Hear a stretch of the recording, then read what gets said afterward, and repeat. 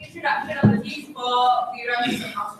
In opening government, we have IIUM A. In opening opposition, we have CD. In closing government, we have IIUM E. And in closing opposition, 3KUIP. A reminder to all spectators that please silence your phones and keep discussions at a minimum so that the judges, so that we can hear the discussions and the arguments clearly. That said, my name is Zio, paneling with me is Iza and Sarah, and we and let's get this debate started. Sarah Rahim. Yes.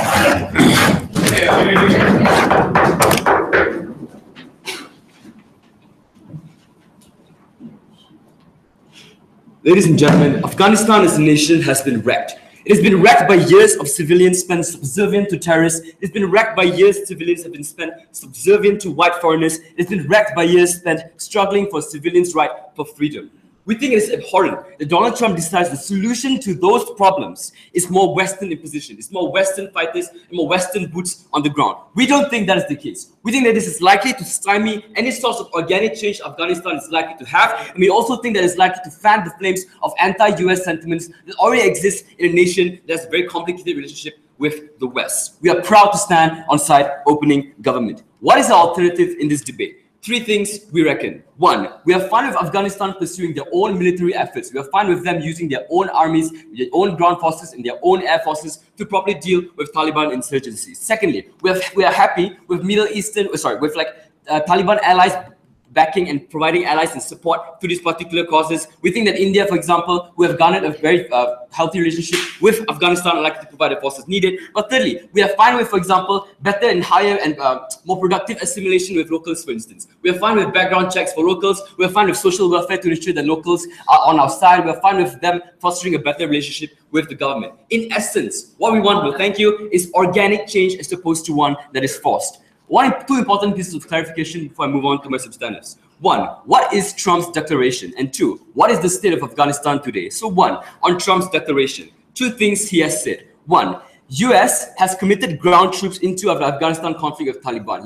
He has committed aviation forces, for instance. He has committed a vast majority of military presence. But secondly, he's also hardened the use of PMCs, for instance, like Academy, formerly known as Blackwater, to ensure that the Taliban insurgency is necessarily dealt with. We think that these things are incredibly bad. I'll explain later why. But secondly, let's talk about the state of Afghanistan, for instance. Two things we reckon. One, understand that Afghanistan is at the dawn of post-conflict society. This means that it's fresh out of Soviet conflict in the 1976 wars against the Soviets, for instance, but it's also fresh out of the wars with Taliban. It is a new nation, it is a nascent nation, and it can't possibly deal with the sort of efforts that the US wants to impose upon it. But secondly, understand that even though that is the case, Afghanistan has recently gained some veneer of stability by the sort of organic change that we get on the outside of the house. Rebuilding processes such as we saw in Kabul, for instance, such as we saw in Herat, have been massively successful, despite the sporadic terrorist efforts that we do see in Afghanistan because of the Taliban presence. We have built, no thank you, we have upgraded our infrastructure, we've ensured our civilians are likely to side with us as opposed to the Taliban, and any Western imposition is likely to jeopardize that heavily. So, one very important argument in this particular debate, why the US military presence is incredibly harmful. No thank you. Characterization about the US with context to Taliban. Two things. One, understand that there are existing sentiments against the US in Taliban. This is because the US necessarily funded the Mujahideen during 1976 Soviet wars, and because they wanted to promote their Cold War interests, right? There's already existing hate toward the US in this particular country. But two, understand that the policy that Trump is likely to impose under the status quo in this particular instance is no different from the policy as opposed to last time. This means that he was still likely to ally with rebel groups in Pakistan, Afghanistan, for instance, such as the Pakistani ISI, because he wants that legitimacy. He is likely to influence internal politics in this particular circumstance. Why is the US military presence incredibly ineffective? We'll give you three reasons. One, because there are existing sentiments, this leads to a massive number of harms. Two things. One, the possibility of rebel groups arising because of these US sentiments, and because they feel that the Afghanistan government has failed them, because they feel as if the Afghanistan government has sided with Western forces as opposed to their own people, they are far more likely to rise up against the Afghanistan government that does exist. This means that it's far more likely to stymie the efforts that the Afghanistan government has made under the status quo. But secondly, we also think that this strengthens Taliban forces who are able to tap into that particular narrative.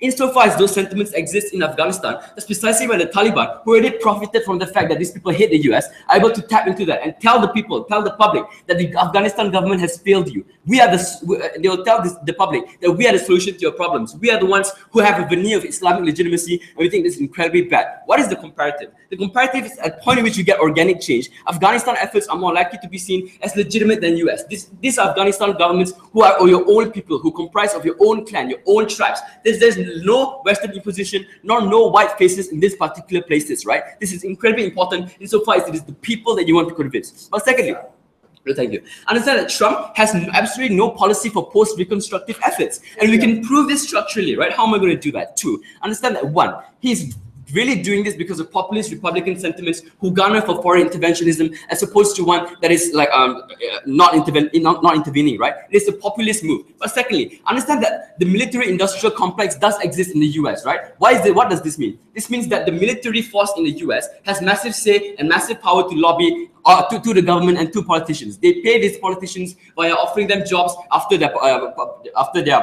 politician careers, and they in exchange they get policies which prolong war. These things exist in the US, and means that Trump, who's influenced by these politics, has no real plan for post-reconstructive efforts insofar as him getting into that war itself already benefits him. What is the comparative? The comparative is Afghanistan government has no incentive, has a massive incentive to plan for organic change. Insofar as this means building infrastructure, insofar as this means making quotas in parliament to garner for affirmative action, this is incredibly important because wars are less likely to happen because we have stability on our side. Any POIs? Yeah, so recognizing that Afghanistan is the country that spends the most money in the Middle East on military with the US's involvement, how are you going to get money when you increase the funding for military and take away from things like welfare? We're fine with US still funding Afghanistan, but we're just not fine with US military presence in Afghanistan. There's a delineation between the two, right? We're fine with also other Afghanistan allies also entering into that particular nation. We don't think that's that big a deal. But thirdly, understand that even though they might say that the US has military might on their side, understand that might is not enough. Taliban are able to evade capture. What does this look like? Two things. One, understand that the Taliban is able to splinter into different cells and different sorts of groups. This means that the Taliban is able to go into Herat, go into very obscure and rural places in Afghanistan. They evade capture, ladies and gentlemen. But two, because they are also able to merge into civilian populations that are like empathetic toward them. You only have this because of US sentiments, anti-sentiments, ladies and gentlemen. The comparativist organic change is better. Why is this important? Two reasons. One, war is prolonged on the their side of the house. More lives are lost, people die. But understand two, infrastructure is also destroyed. This hurts and stymies the sort of post-reconstructive efforts that we do on the outside of the house. But lastly, understand that the Taliban is also far stronger on their side of the house. They are regarded as war heroes in these countries. They are regarded as Islamic legitimate individuals, ladies and gentlemen. They're able to tap into that only insofar as anti-US sentiments exist. And you fan the flames of oppression. I'm so proud to propose.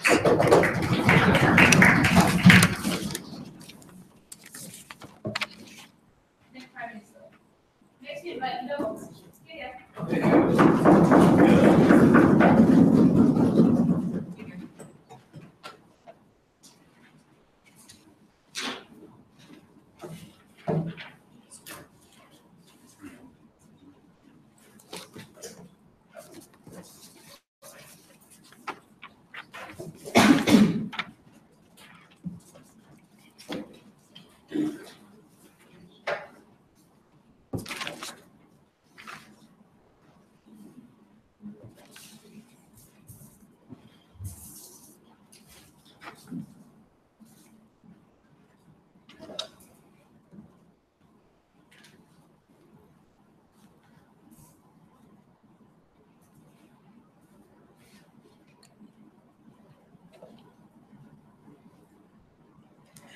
Side opening opposition concede to the fact that the US involvement in the past has been problematic. However, this debate is not about the past, but it's how we do not make it worse in the future. I'm going to do two things in my debate and my speech today. First, I will go on to my rebuttals, and second, I'm going to move on to my arguments. First, rebuttals. My first rebuttal is the Prime Minister came up to say he stated all these list of all these names of the private military corporations. Note that private military corporations are profit incentive corporations. They are the most effective form of corporation because you know what? They don't want to lose out. They only will carry out activities that will profit them because they are a private military form of corporation. Second rebuttal. They then went on to say that, oh, Trump is only doing this because of popularist views. Who cares if it's popularist views? If it can save the lives of many people on the ground, if it can reduce the number of terrorist attacks, we are totally okay with that. Note that this is the same thing that Obama has done in the past, and this has also helped. No, this is the same thing that Obama has done in the past, and if you remove this support, you're only going to push these terrorist attacks even further. So there's going to be a more number of terrorist attacks on government side and an increased number of deaths on also government side. My third rebuttal. They then went on to say that, oh, we are okay with the US funding, we are okay with the US funding Afghanistan, but we are not okay with the military presence. Note that once the moment you take out military's presence, they then have the need to spend more money on military forces. So now, because they are not military forces in the state, they have to compensate for that. So they have to take out even more money. So now your economy stability is now going to reduce because the moment you have to take out this more amount of money, you probably have to reduce more from welfare, reduce more from education. So you're going to be spending more money, and your economy is going to be less stable. So now moving on to my argument. My argument in this debate, the perception of pulling out. So the US. Oh no, sorry. I'm so sorry. I'm going to talk about how I'm so sorry. I'm going to talk about what we are willing to defend in this debate. So first, we are willing to defend two things. Firstly, military presence in Afghanistan. We are totally okay with that. Secondly, we are okay with the US joining forces and operations with local military forces, such as the Kurdish forces in Syria. Now I'm going to talk about how the perception, what do terrorists perceive the Afghanistan government? Terrorists perceive the Afghanistan government as unstable. There are uncertainty towards the state. Al-Qaeda doesn't fear the Afghanistan government. Take a seat. Al-Qaeda doesn't fear the Afghanistan government. Because the Afghanistan government struggles to contain Al-Qaeda. Only the US can contain Al-Qaeda. And if you retract these forces in the short run, you're only going to increase the amount of terrorist attacks in Al-Qaeda, because the US invests a lot of money in in their military forces. They have a lot of military intelligence. So they are very specialized in what they do. So the only way you're going to reduce the number of Al-Qaeda attacks or terrorist attacks on Afghanistan is you have this military presence in Afghanistan. And also, yes, we do agree that we regret the fact that US has involvement in Afghanistan affairs back then in the Afghanistan war. We regret the fact that US had their own involvement in the Iraq war. However, removing this presence will only make it worse on their side. Because now I'll move on to my argument on perception of pulling out. So the US have very, very advanced equipment in terms of military. They have very good military strategies. They have been in multiple wars, such as the Iran war, the Iran-Iraq war, the Syria civil war, the Afghanistan war, and most of their funding is in the military sector because that's what they're most known for. So, sit down. So if forces, and so if you join forces to ensure that the state has the ability to combat this terrorist attack, because without this, you're only going to make the Afghanistan government weaker. So now the terrorists are going to perceive themselves as even more powerful than the Afghanistan government. So they're going to have even more number of attacks towards Afghanistan. So the terrorist view, they'll feel more powerful. It will affect the individual on the ground, because you're only going to make it worse for all those innocent people on the ground, because all they ever care about is making the most impact. So the US has very large military intelligence. So Al-Qaeda, they don't care about the Afghanistan government because they feel that Afghanistan government is weaker, more inferior. So the only way you could make Al-Qaeda feel less powerful than what they already are is when you increase this military presence. But before I move on, sure. US efforts need more US troops on the ground. Foreigners are likely to be regarded as Western imposition. This is true even in your best case scenario. Given the fact that this strengthens Taliban narrative onto the Afghan populace. See, we don't care if it's a populist view, as long as you could benefit the people on the ground, as long as you're going to reduce the number of terrorist attacks, we are okay with that. Because note that I mentioned earlier, Obama did the exact same thing. So, it's not like Trump is putting on this whole new view. He's just continuing what Obama has already done. So, moving on. So the outcomes from this is that you have less number of deaths. You have a more capacity to defend Afghanistan against this terrorists, because the terrorists, note to you that the terrorists are not objective.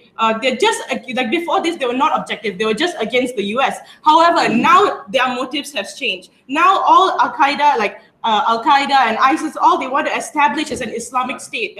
So no, thank you, I just took you. So all they want to establish is an Islamic state. So now their motives have changed. So now they are going to do anything possible to change this country, to, gain this power. So they're willing to, kill people who can't quote the Quran. They're willing to, push homosexuals off buildings if this will give them more power over spreading their views and their ideology. So, because US don't get fooled by side government. They're going to see that, US and Afghanistan, they have this huge major clash. They can't work together. However, they're not actively fighting against each other. So even government earlier pointed out that they are willing to give us US to give funding to them without the military presence. So I don't see what's the point there. So honestly, in opposition world, there'll be less death. There will be more contained terrorist attacks because of their good strategy, because of US strategy and military strength, and so because of the fact that US has been in many wars. But on government's world, they're going to be an increased number of that, a highly motivated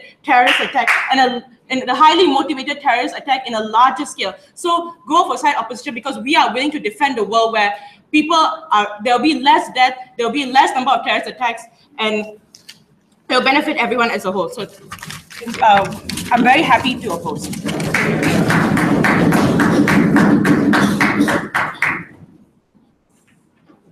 Leader of Opposition. Next, we invite Deputy Prime Minister.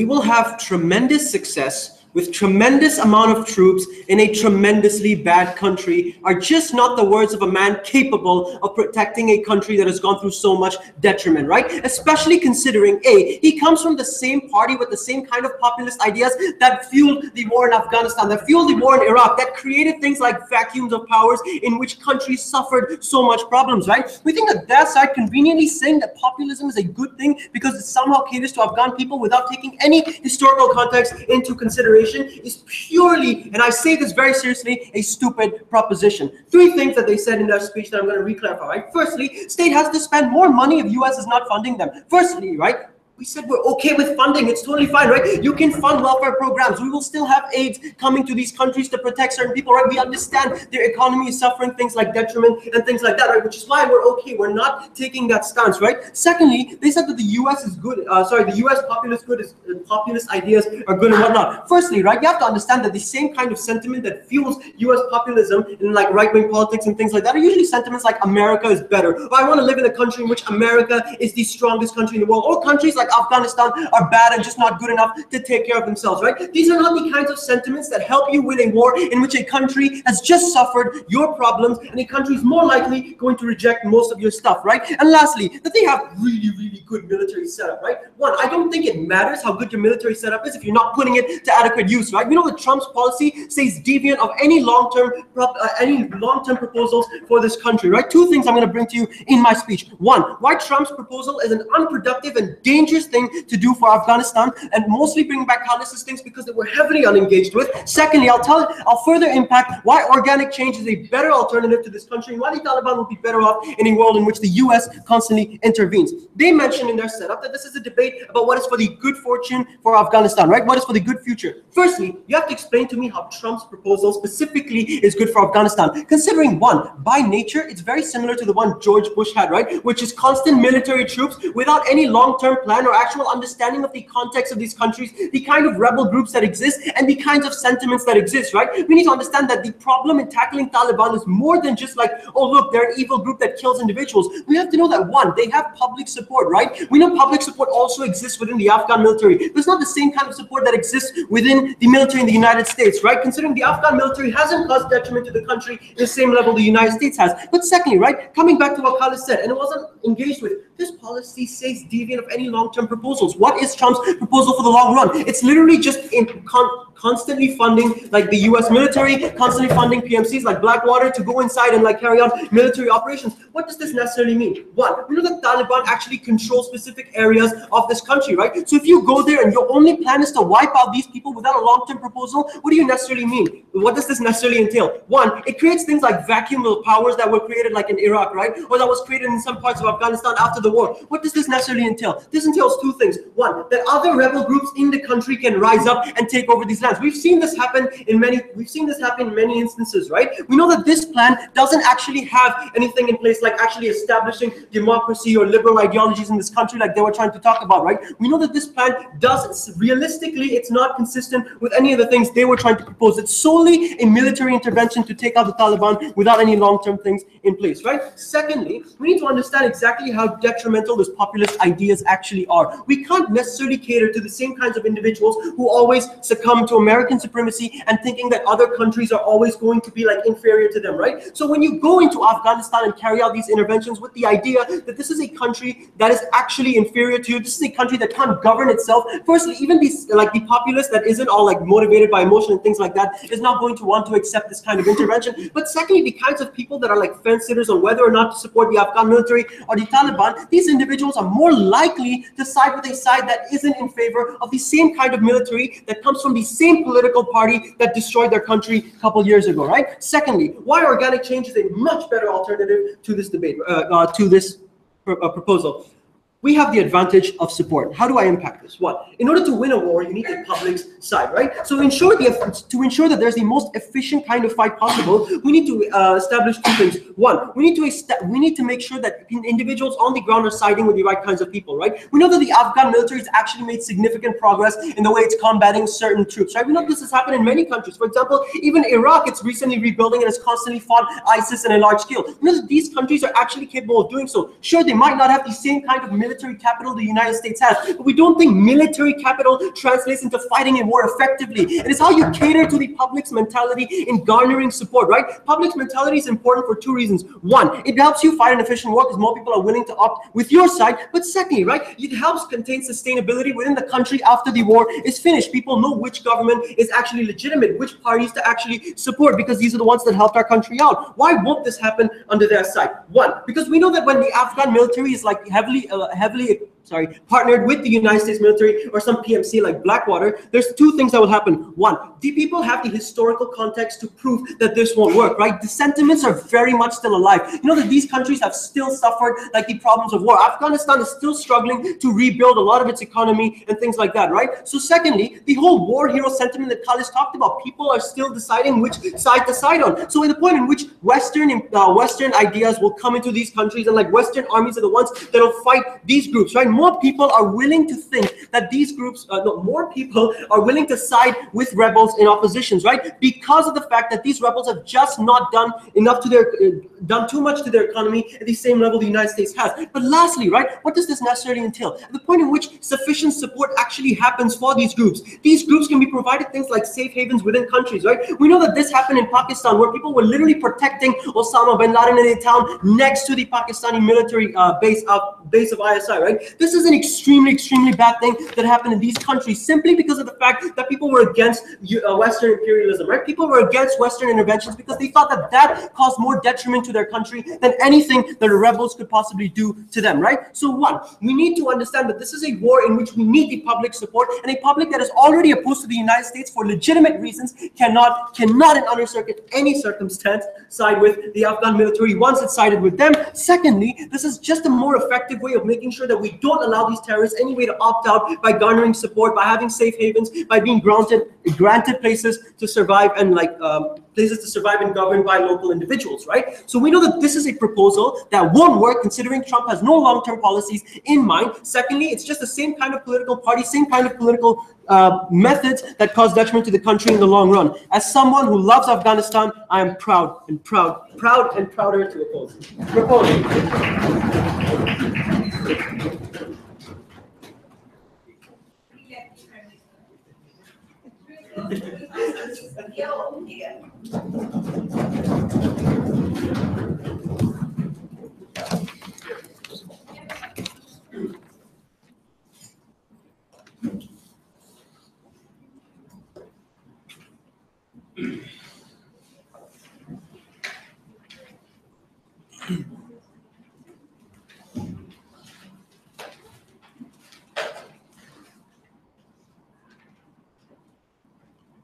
Panel, at this point, I'm confused. I don't know what opening government wants. They say on their side, they want organic change. And they prove to us how the Afghanistan government in status quo and the Afghanistan military in status quo, using examples from status quo, is getting much better.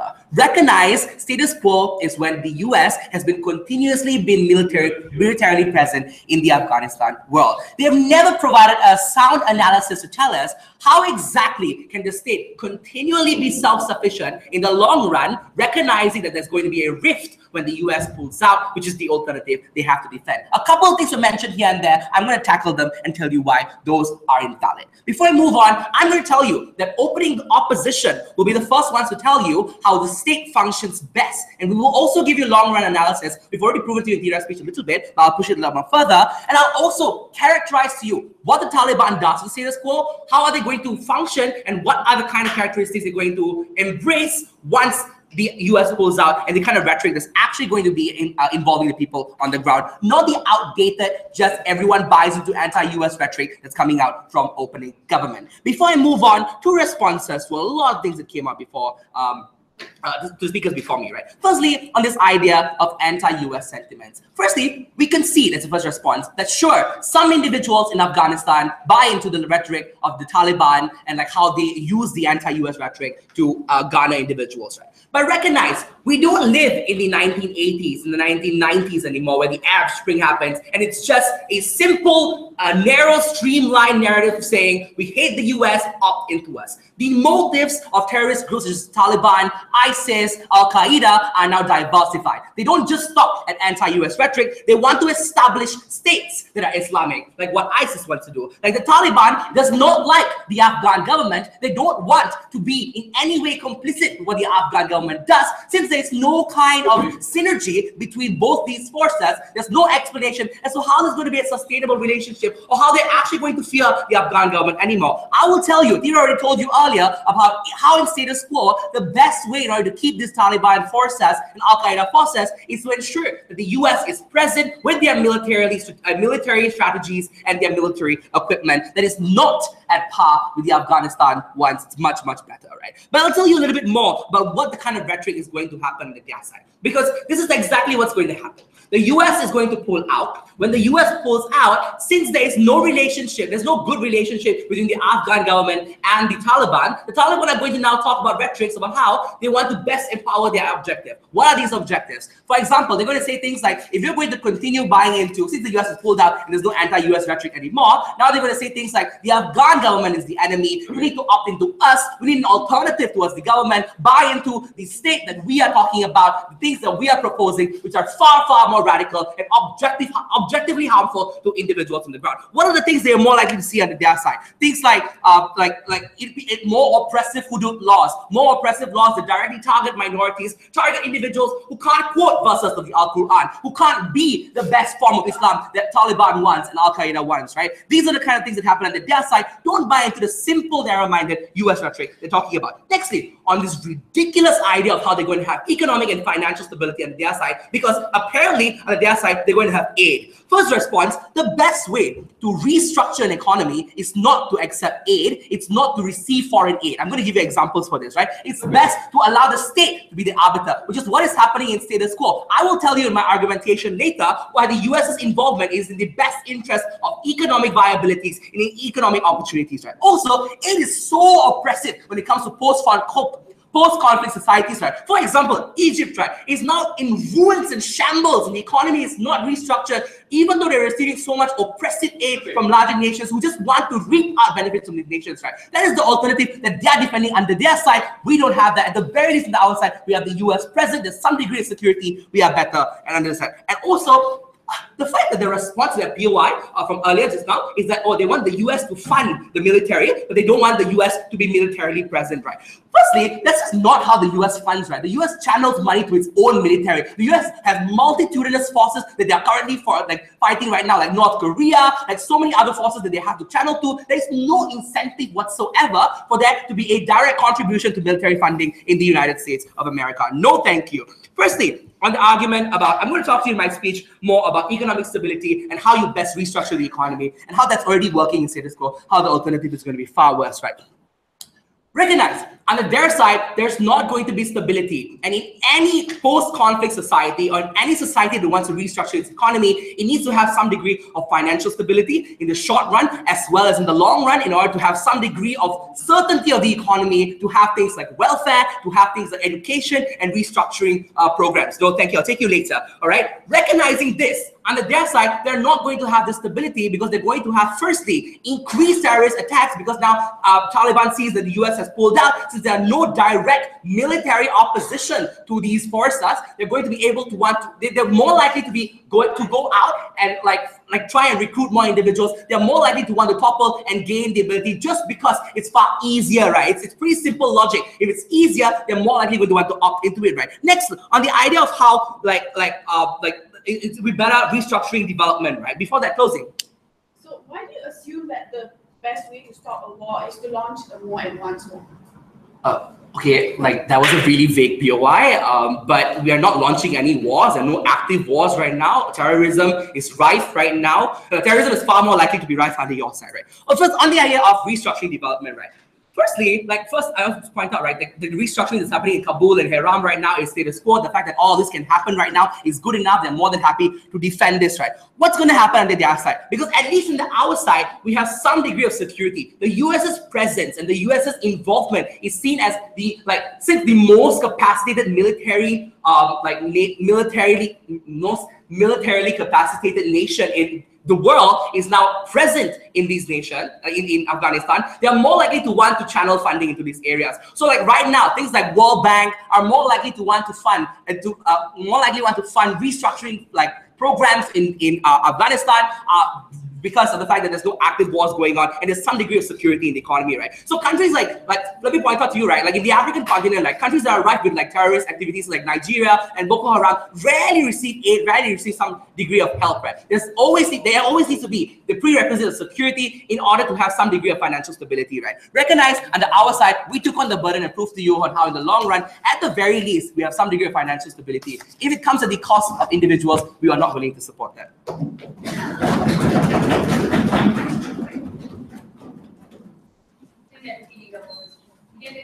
Closing process for a member of the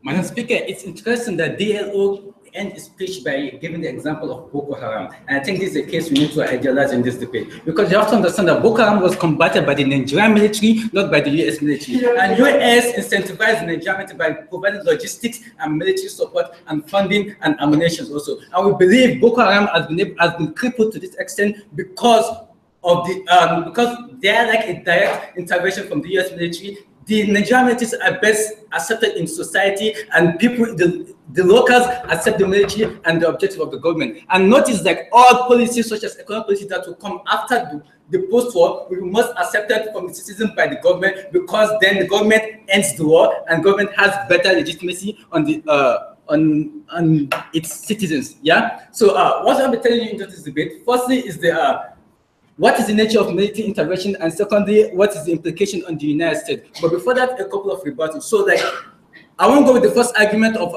PM because it has been rebutted by the opening speaker, and I don't want to repeat the same argument. But on the last argument about the economic stability, you have to understand you can have economic stability and infrastructure of the Afghanistan government. You can't build infrastructures when your nation is on war. So tell me how, if military presence of the US and Afghanistan is going on in your country, you're going to build an infrastructure, economic stability. We think that does not exist. First, get rid of the war. Then second, tackle economic and infrastructure stability in that nation. No, thank you. Our alternative is same as OG, but I'm going to give you an extension as how we are going to better achieve that in our onward from SAD closing government. So what's the alternative from SAD government is that we rather have Afghanistan government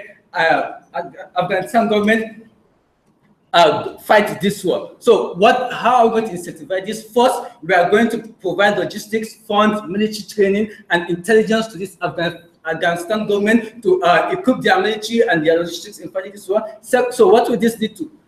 Second, we are going to provide humanitarian aid to NGOs and local society who suffered the war to begin with. I think what is the objective of this? First, we believe the issue that the stereotype that exists within this country, such as Afghanistan, is the Western imperialism on their authority. Yeah. So what we are achieving from SAD government and why this is exclusive to closing government is that when we provide this logistics and humanitarian aid, that means the local will see the US not imposing their dominance, but trying to solve the conflict and will best accept it in society. I think this is a benefit exclusive to us.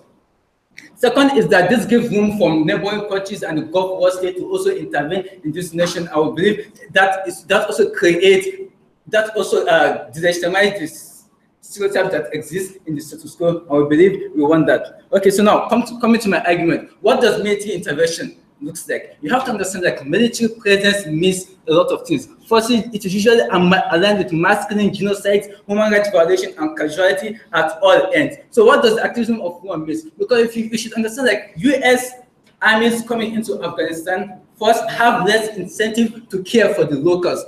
Their job is to end the war and go back to their country very quickly and as soon as possible they could get. That means there is more likelihood of committing war crimes, rape, or other war atrocities to begin with. I would think this will be possible in our own world when we have the Afghanistan government fighting this Taliban, because these are their kinsmen and they are more less likely to perform this atrocity. I think this is better to begin with. Second is like these US militaries also have to some extent have some conceived notion towards this individual, so like the level of sympathy they will have for the citizens in the status quo won't be there compared to the level of sympathy the Afghanistan government will have. I would think on that end we win this debate. Secondly, I was talking about how war ends, because like Itzhak has mentioned to you like Trump's policy does not have a proposal as to the end of this war, because so far what you have seen from military interventions around the world is like US just go there, ravage those countries, create a vacuum of power, and then leave those countries. I think this is what creates these terrorist groups to begin with. So if only they could prove to us how this war is going to be justified and there won't be a vacuum of power and everything will be normalized at the end of the day, then I think that's when we can only hear the argument as to this. But what we tell you is that when the US come into this country, they are going to be ravaged, careless about the humanitarian crisis that will happen there, and their only objective is that, hey, we end the war and we have done our job as a world superpower. But before we go to my second argument, I will take you. Yeah. How are you going to get rid of the war and terrorist attacks on your side? The Afghan government is the only one that has to juggle and increase military spending. Thank you. Sit down. First, we don't tell Afghans we will leave everything to the Afghan government. We have to tell you how we're going to provide logistics, military training, and funding. Secondly, we say that will give more incentive to neighboring countries and countries which share same culture with the Afghan government to come into this war to begin with, because there's no sort of Western imperialism in the long run. No, thank you. Sit down. I'm not taking APU. So moving on to my second argument. What does this mean to the US? Because this thing we have been talking about the war. The opening half of this bench, I've been talking about the war without giving any consideration to the US. You have to understand that US is the country that spends largest on its military involvement. This comes at expense of other things that they need to cater for in society, such as economy and infrastructure development. We believe these are harms that exist from this kind of military intervention. So issues such as issues such as welfare, infrastructure, and job creation are at the expense of this military intervention. Although this is not good for the citizens of the US and what have you. And the other argument coming from side opening was like, okay, Obama did this. Just because Obama did that doesn't legitimize the fact that Trump also has to do this. We believe if Obama is still the president, we'll still push for this debate to move on. Second is that, so what do we achieve on our own side? There will be less spending from the US government, because comparison funding an army and providing logistics and fund to the Afghan government on comparison is much lesser than taking a military intervention. Second is that, okay, on our own side, at the very least, as the United States, there are less likelihood of our armies dying at the war front. We believe our armies get to live loyal with their families, and I think that's even better at the level, because we can't just be sacrificing our armies for causes.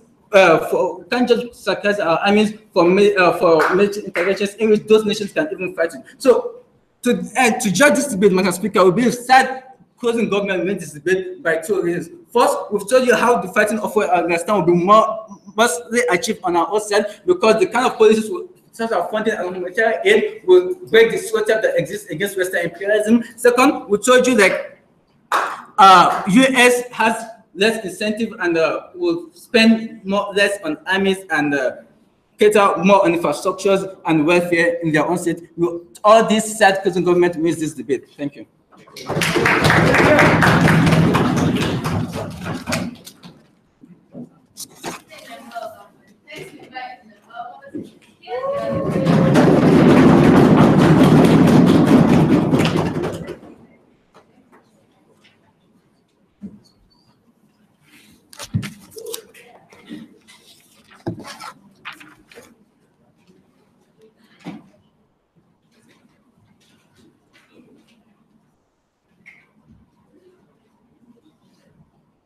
when a country like Afghanistan has been ravaged by war since the early 19th century, we think that we need more than just military intervention inside Afghanistan. We think that while continuous military presence is necessary to keep back the Taliban, we think that what we need to be able to reconstruct Afghanistan's economy and to be able to actually make sure that the root causes of insurgency and the root causes of rebellion and terrorism to be solved, and what we need is international aid, and what we need is humanitarian aid to constantly be coming in. We think that in order for this to happen, we think that we need media pressure and we need to have international attention on Afghanistan so that there's actually pressure for other countries, not just the US, to actually come in and fund Afghanistan, to be able to help it, to be able to actually solve things like lack of education and things like people dying on the streets and people starving for lack of food. We think that to be able to solve this, we think that the US cannot pull out. I'll explain this throughout my speech, but first, some rebuttals.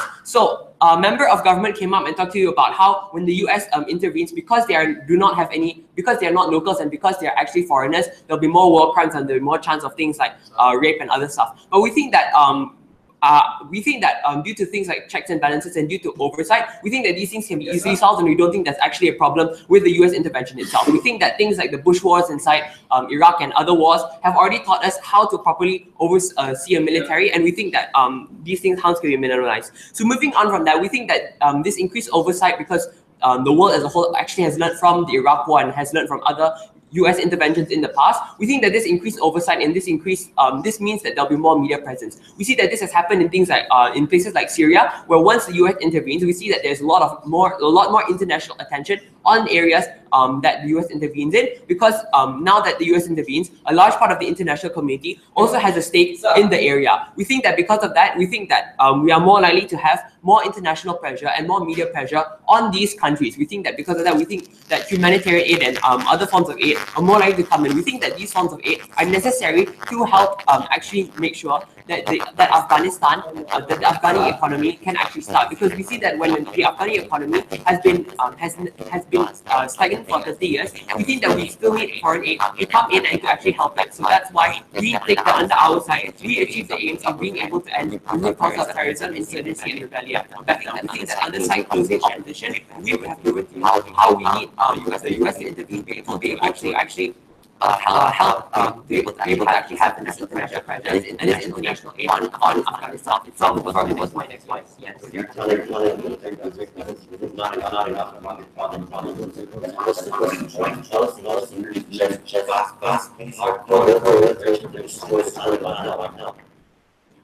Well, we think that first of all, we think that one of this action puts more pressure internationally on Afghanistan, so that brings more foreign aid. Because what we see has already happened is that before Trump actually intervened, we think that a lot of news outlets and a lot of media actually forgot about Afghanistan because they want to focus on Syria, because they want to focus on other areas in the Middle East and other insurgencies around the world. We think that if there is a lack of intervention, if there is a lack of foreign interest in Afghanistan, very few people will actually care about Afghanistan, especially if they do not actually have a personal stake inside Afghanistan itself. We think putting boots on the ground and putting troops on the ground and putting people from other countries on the ground inside Afghanistan actually makes people in other countries feel like they have a stake in Afghanistan itself. We think that this is what brings in international attention, and this is what brings in foreign aid to actually solve the root causes of terrorism. We think that if this does not happen, more likely than not, people forget about the problems in Afghanistan, and people outside of Afghanistan do not feel like they actually need to care about what happens in Afghanistan. So we do not think that Afghanistan, under your side, will be able to have all this organic change, which you never actually explain how it's going to happen when the Afghani government does not have like foreign intervention. And we think that even just the US just funding normally without actually putting boots on the ground does not give the same amount of impact and does not give the same amount of media attention as it would continuous military presence. We think that in order for the root causes to be solved, we need to support the military, to have continuous military presence to solve the Taliban. Next, let's talk about their narrative about how the Taliban will use this as propaganda to try and strengthen themselves. We think that this is incredibly ridiculous, and we don't see that the Taliban actually needs to use the US intervention any more than they already have, because we think that Afghanistan already has had Western intervention for the past 30 odd years, so we don't see how the Taliban needs more material than they already have. What we think is much more likely to happen is that the Taliban will use the US pulling out to strengthen the narrative that the Western world and that it is cowardly and that the Western world needs to be attacked because they will not retaliate. We think that this is another important stakeholder in this debate is people in foreign countries, because we see that in as part of their aims for trying to expand themselves in the rest of the world, we think that the Taliban, Al Qaeda, and ISIS all are now increasingly trying to attack other countries to try for the shock value and to try and recruit foreign fighters and to try and get more sympathy so they can seem more stronger than they already are. We see that if the US does not actually intervene in this, we see that attacks on foreign soil and these foreign civilians can die as well. So we see that this is another harm that side government fails to mitigate, because we see that if we do not retaliate on these attacks on foreign soil, we think that this will only embolden the Taliban, and this will only make terrorists like Al Qaeda and ISIS only want to attack the US more. So before 6 closing. We told you how it is in the best interest of US to spend less on war and more on economic infrastructure and save less from their armies. Tell me how this is best achieved in your own proposal. Because we think that spending on, yes, everyone wants to actually spend on building up infrastructure as well, and we don't see why we can't do that as well at the same time as having continuous military presence under our side. So we see that we're fine with spending more on building up infrastructure, but we see that if we want to build up infrastructure at the same time, we still need to be able to have boots on the ground, and we still need to be able to have this continuous military presence so that we do not create power vacuums for the Taliban, for Al Qaeda to rise up. So we see that so for all those reasons, we think that side closing opposition have proven to you today how the US pulling out of Afghanistan will be more detrimental to Afghanistan, will be more detrimental to world security as a whole. We think that if the US pulls out of Afghanistan, we think that the power vacuums it creates, and we think that the lack of media attention of Afghanistan means that the root problems of terrorism and the root problems of insurgency never actually get solved. So for all those reasons, please side with side closing opposition.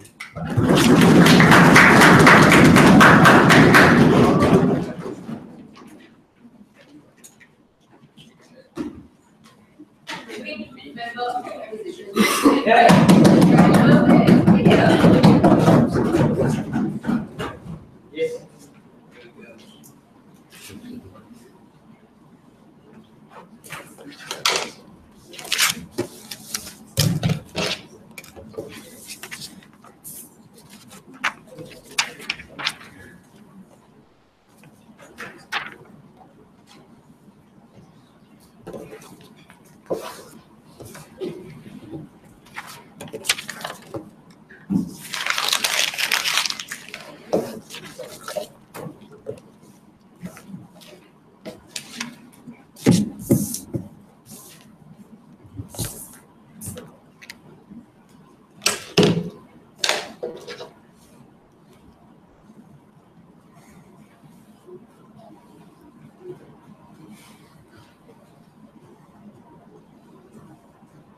Madam Speaker, one thing that the side opposition is failing to realize is that USA happens to be the biggest superpower in the world.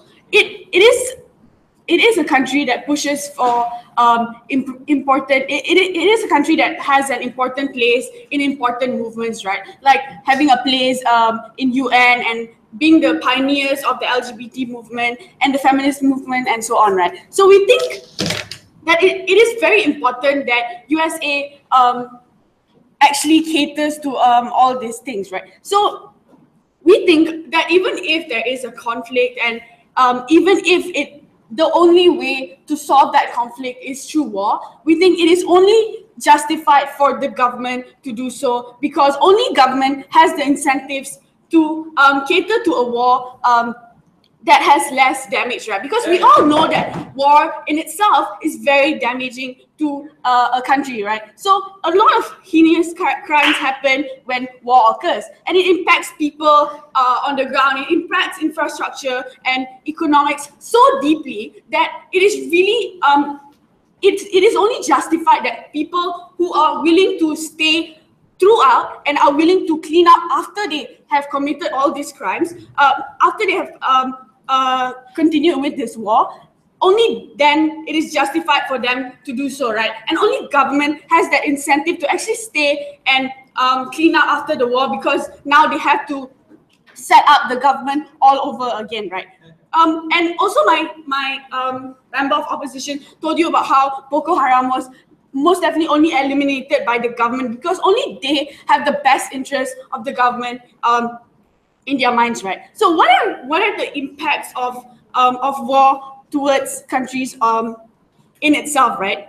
We need to realize that war is very damaging in itself. People are dying, and these people are innocent people on the ground, right? So we think that it's really important that, you know, the idea of war itself is not pushed forward unless and only unless it's really, really necessary. Like, kids are coerced into a lifestyle of depression when playgrounds are drenched with blood and they don't have any other alternatives to lead a happy lifestyle, right? And army troops are everywhere and so on. We think it's really damaging to the society as a whole when wherever you go, you don't feel the sense of freedom at all, because now you have people harping on your back with weapons and so on, right? So on the case of freedom, we think site closing government must definitely cater to it more, right? Because these people have been living in war for so long. They're longing for the slightest taste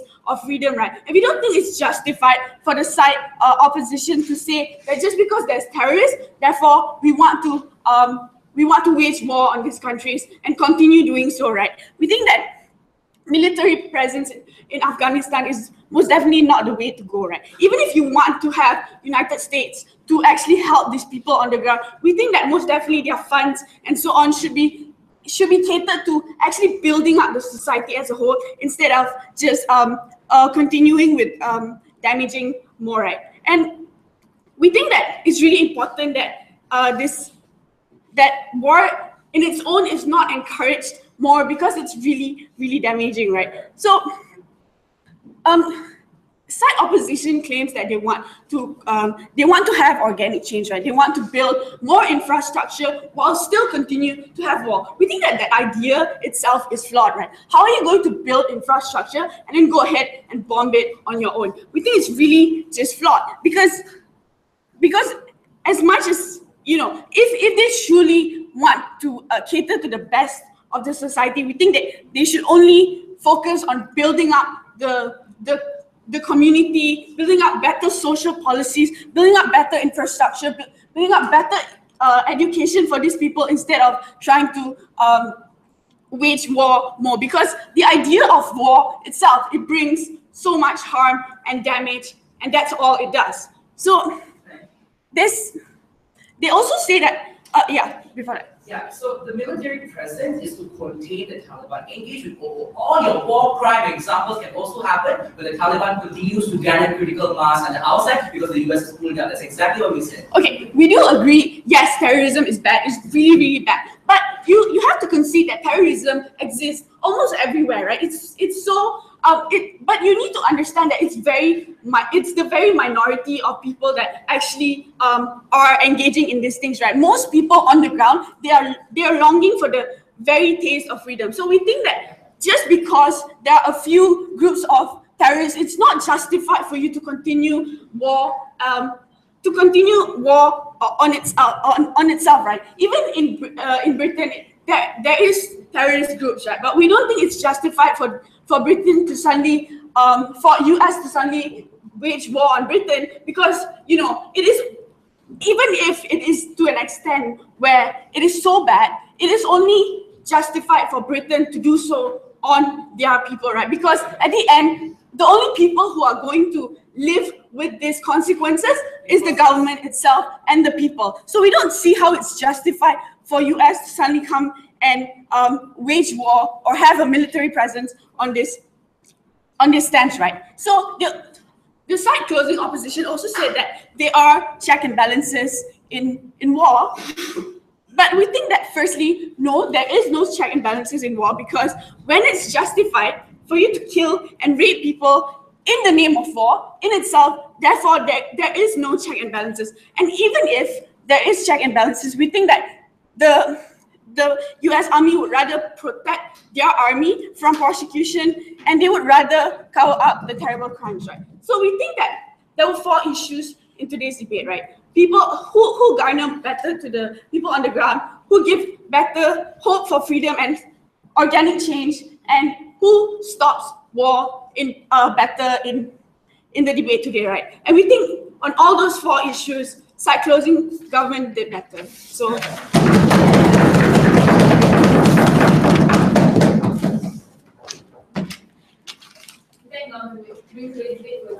Opposition with PM.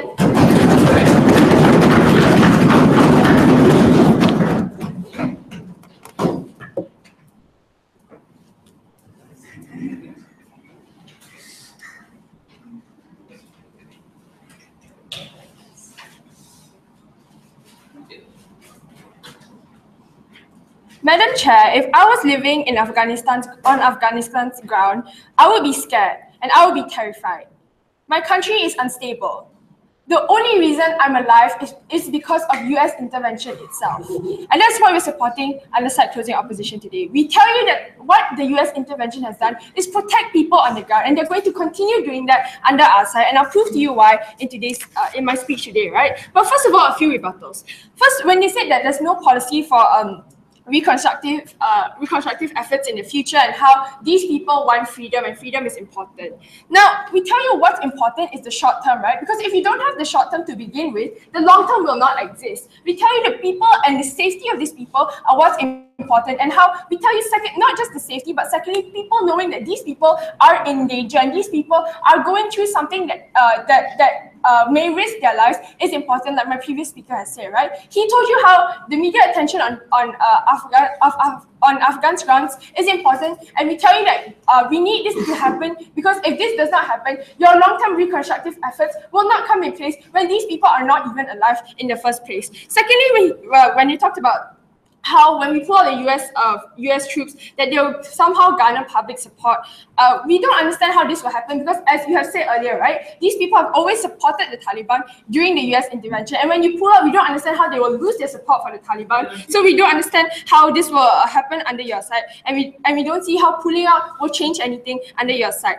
Then we talked about infrastructure, right? We tell you that infrastructure is not important if no one can live in this infrastructure, if no one can use this infrastructure, because in the first place, these people are not safe, these people are dying on the ground. If the US is there to protect these people, then sure, infrastructure can happen because these people are alive and can be able to use this infrastructure, right? And lastly, they talked about how we're going to start war under our side. Now, we don't understand how war will happen, because you yourself said that the US intervention is to stop war. So if we're there, why would we start war again? Secondly, even if the war does start, we tell you that this war is directly targeted to a specific terrorist groups, right? Not just people on the ground. Like what's going to happen under your side when you have the Afghan government running everything, right? Which I will explain in my main class today, which is which side provides a safer Afghanistan at the end of the day. Now, 3 levels. First of all, the power vacuum that you create, right? Because you yourselves have admitted that in status quo, that Afghanistan is just fresh out of conflict, right? Because what we believe when you see this is that this country is fragile, and because intervention has been happening so long already in this country, whether we like it or not, Afghanistan is reliant on the US, and this is something that we will concede to. We see that because they are so reliant, and because you pull out just like that of the country, we see that it's extremely harmful because of the power vacuum you create. Now, they said that a power vacuum will happen under our side, but they never explain how, and I'll explain how it will happen under their side more. Now, we see that what happens when the US has always been in control and always been running things, and when you pull them out, we see that there's so many terrorist groups, there's so many different people fighting for power and fighting to be on top of on top and controlling Afghanistan, right? And they'll go through any extent, and because of that, this is where the war comes in under your side. And just this is helpful because these people, like you've already said, are just came out of war. And when you start war again just to fight for power, we see it as extremely helpful because of 2 reasons. First of all, these people are emotionally unstable already because of the war that they just came out from. Secondly, this physically will harm their safety when these people will do anything to get to the top and to be able to control the country and get the power that they want, right? Before I move on to my second level closing. Yes, madam. Now, your proposal now says that Afghan government should sit down and do nothing and let the US wage their war. And second is you fail to engage in our argument as well as in the best interest of the US to promote. Okay, look, what we're not saying is that the Afghan government cannot do anything. What we're saying is that we want to protect the people on the ground. And as long as the US intervention means people on the ground are protected in the short term, that is what we are fighting for, right? Now, moving on to my second level, which is the rebel groups that you keep on insisting on. Now, we say that this happens worse under your side, right? Because first of all, we have to understand that the US has an incentive to protect people on the ground. They cannot just come in and start wars again because they will have a bad name, right? Logic, right? And also because of the popular narrative that you keep pushing on. So the US will not come in and mess things up because they know that there are eyes watching on them because of the media that my first speaker has talked about. So they'll come in and push for greater things, right? Because they're not dumb to ruin the country that has already been ruined, right? So we don't understand how the US will not be incentivized under your side, which you have said. So when public safety is priority, we see this is where the terrorist groups don't have power, right? Because the US is controlling what's happening on the ground. On the flip side, when we concede that maybe some people may support the Taliban, but we tell you that this support means nothing if the Taliban cannot do anything because the US is already controlling the circumstances on the ground, and because even if they do support the Taliban, the Taliban cannot do anything if there are bigger forces controlling them, right? So when you pull out, there's no way of ensuring that these rebel groups will not happen under your side too, which we have never explained. You only push the harms under our side, and we say it's extremely convenient for you to do so without proving the logical link and how it will not happen under your side as well. At the end of the day, this is helpful because your rebel groups will form because of the power vacuum you create. Secondly, because there's no media coverage, so the rebel groups have power to do anything since no one is pressuring them and no one is ensuring the safety on the ground in the first place. Now, on the last level, on this organic change idea, right? We tell you this that they never explain to you how this organic change will happen or how this organic change will look like, because this country is a country fresh out of war. So you never told us how suddenly everyone will rejoice and everyone will start building great infrastructure and how suddenly there'll be freedom, because we don't understand how that will happen, right? But fine, even if we accept your definition of organic change, we tell you that this is time sensitive because of the Afghan government, and because of the power vacuum. We see that when safety is at risk, we cannot wait for organic change to happen, right? At the end of the day, we believe that it may not happen in the first place because you have no media, you have no media coverage on it, so no one knows what's going on, and no one can push for organic change in the first place because these people don't know what organic change is, and these people don't know what a proper country is supposed to look like. And secondly, it will take too long anyway. So at the end of the day, we on-site closing opposition win this clash, right? Now, how do we differ from opening opposition? Opening opposition told you about the people on the ground and how it's important to keep these people safe. Now, under site closing opposition, we told you how people will know about what's happening to the people on the ground, and how when the US is there, that's where the media coverage is, and that's why everyone knows that Afghanistan's situation, and everyone knows that people are not safe at the very first place. So, panel, if you truly want to fight for Afghanistan, side with side closing opposition.